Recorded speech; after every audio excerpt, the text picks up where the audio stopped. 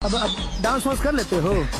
अरे मेरा मतलब है कि शादी ब्याह में कभी नाचे हो कि नहीं? सर हमारा डांस पर तो पूरा गांव ही लेला।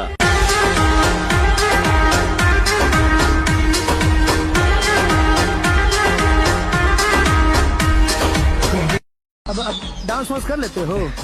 अरे मेरा मतलब है कि शादी ब्याह में कभी नाचे हो कि नहीं? सर हमारा डांस पर तो पूरा गांव ही लेला।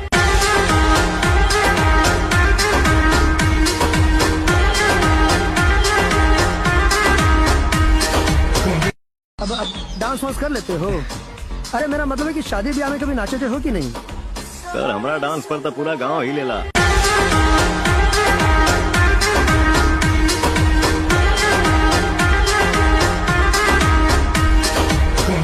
अब डांस वांस कर लेते हो?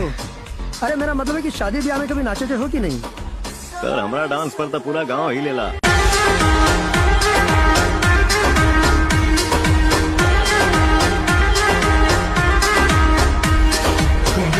अब डांस वांस कर लेते हो?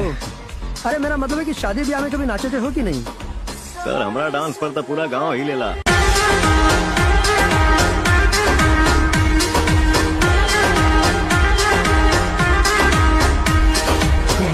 अब डांस वांस कर लेते हो?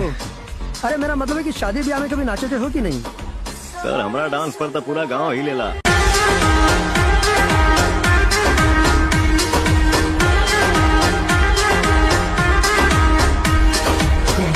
अब डांस वांस कर लेते हो? अरे मेरा मतलब है कि शादी ब्याह में कभी नाचे हो कि नहीं? सर हमारा डांस पर तो पूरा गांव ही लेला।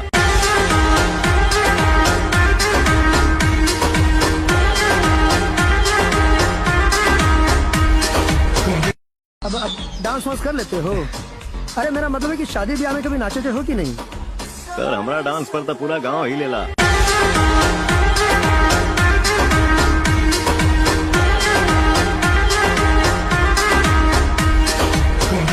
अब डांस वांस कर लेते हो?